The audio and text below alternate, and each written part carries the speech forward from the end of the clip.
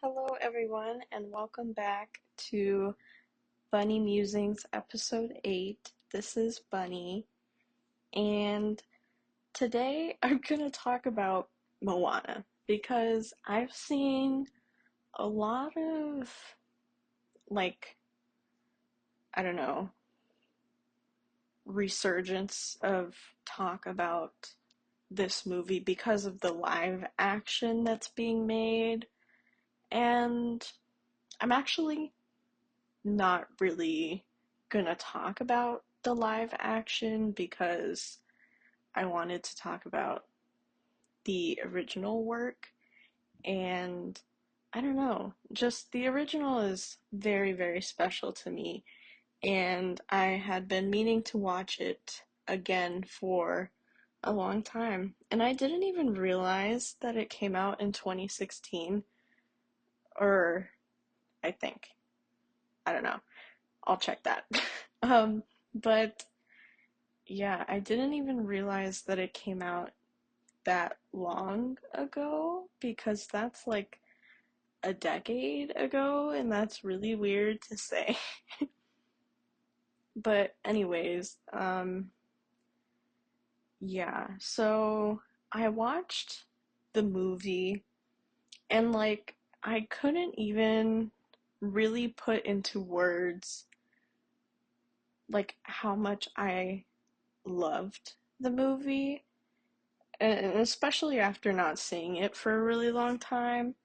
And I cried through like half of it, or not even half, but just like various parts of the movie. Like anytime Grandma was on screen, definitely cried. Anytime the stingray popped up, I was gone. And yeah, and so kind of, I already knew that How Far I'll Go, that song really had like a very big place in my heart. Like that whole thing of like I've been staring at the edge of the water for as long as I can remember, never really knowing why. Like that whole thing just it's so relatable, and I just like couldn't explain it. And then I watched the movie, and the arc is basically like the ocean is calling me to go on this mission, but actually she learns that the call comes from inside of her, and the part, like she's answering a part of herself and a part of her identity and who she is as Moana. And I don't know, I see a lot of myself in Moana, and yet I am not of a similar cultural background. I am not the chief's daughter, and I'm definitely not a Disney princess. And yet I couldn't help but cry not only at the beauty of the music, like Lin-Manuel Miranda does a fantastic job always, um, and just like the cultural incorporation, and but also from how deeply seen I felt throughout the movie. And I was confused as to why I felt seen when, like, Moana and I have very little in common. And I am starting to think it might be because at her core, Moana is a story about a part of yourself left unanswered. Like something that family or society has deemed something about you should not be openly expressed or pursued. But the ocean and wayfinding isn't separate from who Moana is as a person. It's just her identity, but because other people no longer had those capabilities of going out into the ocean in her society, it was seen as dangerous, which, to be fair, it seemed kind of like it was a lack of knowledge that kind of led to her father's best friend's death. Um, and the reason I think this is because the boats Moana uses throughout her quest to find Maui and restore the heart of Te Fiti are much larger vessels that her ancestors used compared to the much smaller boats that she used on her first attempt to go out past the reef, but also the boat that her father tried to use to go out with his best friend past the reef. Um, but because the villagers had settled on the island and the knowledge probably wasn't as widely shared anymore because they had been there for quite some time, I believe. Um, by the time that he was alive and around, that it wasn't something that was taught anymore, but also possibly because her ancestors stopped returning from their voyages. Like, it's kind of touched more in the second movie, which I also watched the second movie, and I did not like the second movie as much. I'm probably not going to talk about that right now. I might make a separate video about Moana 2, but maybe not. I don't know, because I don't know what I would say. And I don't want to just like dogpile on something that's already been discussed to the ends of the earth, I'm sure. Um, I don't know. I don't know. Anyways, but yeah, so obviously fear played like a huge role in not spreading new information down to the new generations and like her father's generation. But in this case, it would have saved a life. But instead, since it wasn't passed down, the whole sort of wayfinding thing just got shut down entirely to where no one was allowed to go past the reef anymore, and that valuable ancestral skill set was lost. And I don't know, it's like such a shame, obviously, because you live on an island. I don't know, like, it's such like an important thing to know how to navigate with the stars and how to read water and all the different things that Moana ends up learning from Maui, because she literally makes him teach her how to wayfind. And she's like the only person of her village, her entire village, that knows how to do it. And it's just like, how on earth does an entire skill set get lost over time? I don't know. But yeah, anyways, back to the identity piece. It's just like she felt called by the ocean, and literally the ocean was like, you've got to go do this. You're the only one.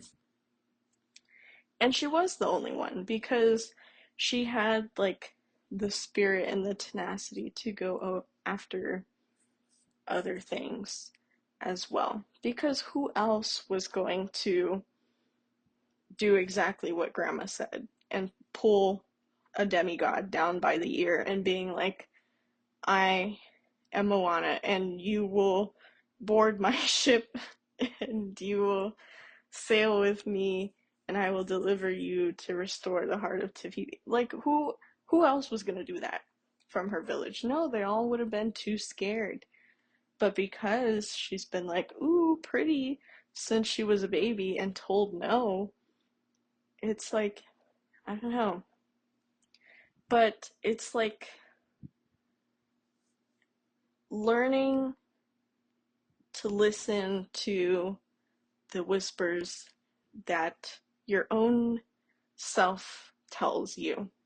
Because, I don't know, there's a lot of noise these days.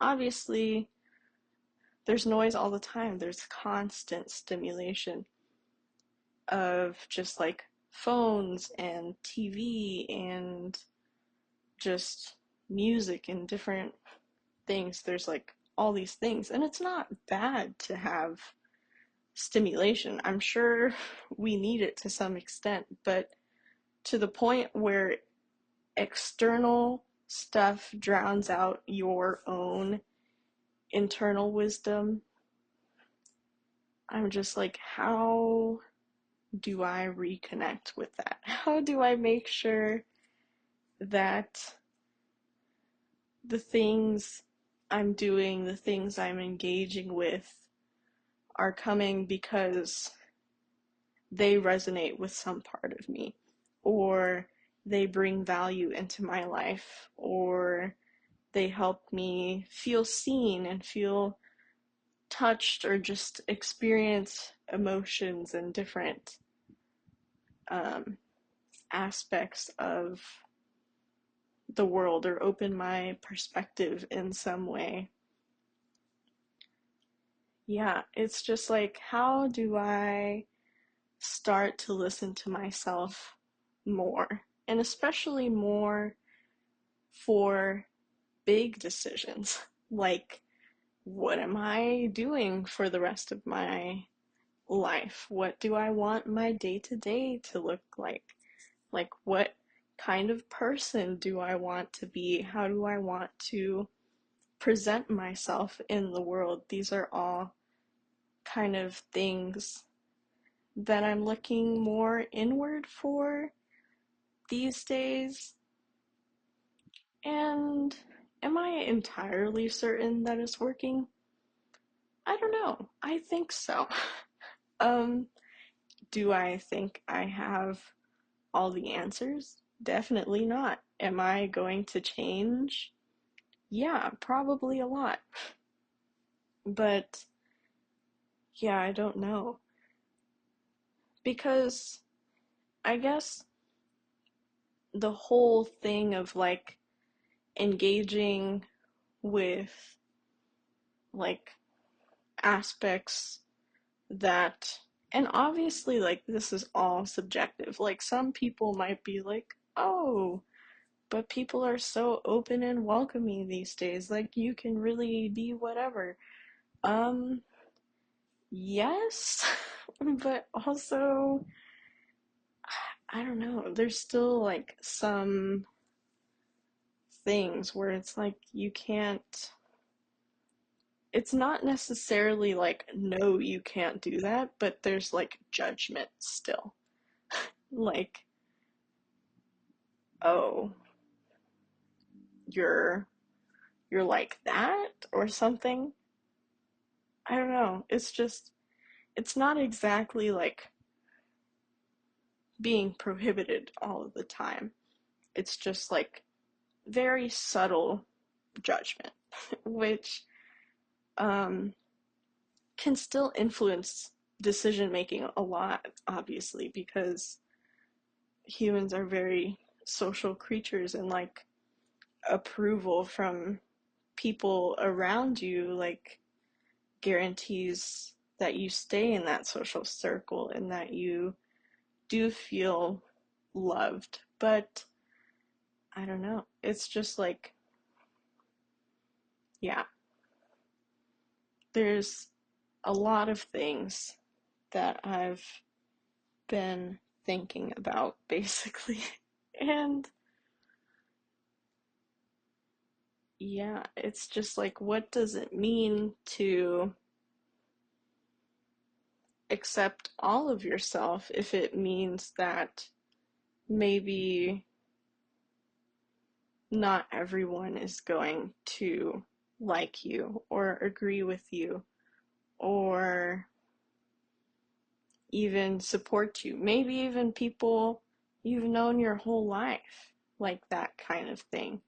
And that's like a scary thing to process, but also to stand behind when you are making those kinds of changes in your life.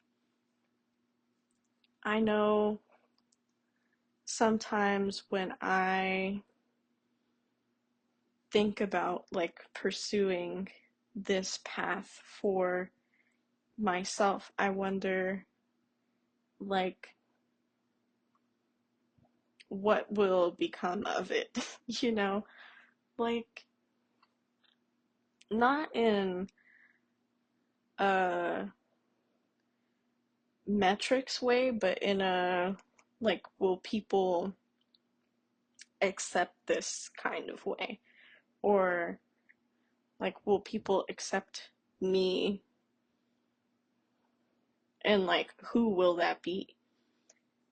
Because obviously it could be new people, Sometimes when you make big drastic changes in your life, obviously like priorities shift and worldviews shift and different things happen, personalities change, and you might not fit in with the same people you fit in with before that. Or you might fit in more. Who knows? Like it's just really a thing, and it's like are am I going to let that acceptance change what I do for myself? Obviously not. um you know I think like eventually I really want to believe in like a found family concept. Like I read about it all the time. I see it all the time in media and movies, and I'm just like, what is that like? you know? Um it just I don't know. I imagine not everything about found family is like sunshine and rainbows, but I am curious as to what it would be like, you know, because the concept of feeling seen by your environment is very important. And like feeling accepted and validated and all of that is like also very important. Um, but yeah, but obviously chasing that externally, I don't think that's the answer for me in particular, just because, I mean, I already spend a lot of time alone, um, or just, you know, and so it's like, chasing that external validation really would get me nowhere, you know, so it's more like, okay, how do I accept myself, validate myself, make room for who I am now, but also who I'm becoming in the next minute, in the next 5 minutes, in the next year. That was a big jump. but yeah, I don't it's just like how do I continue to make my brain a very pleasant place for me to live?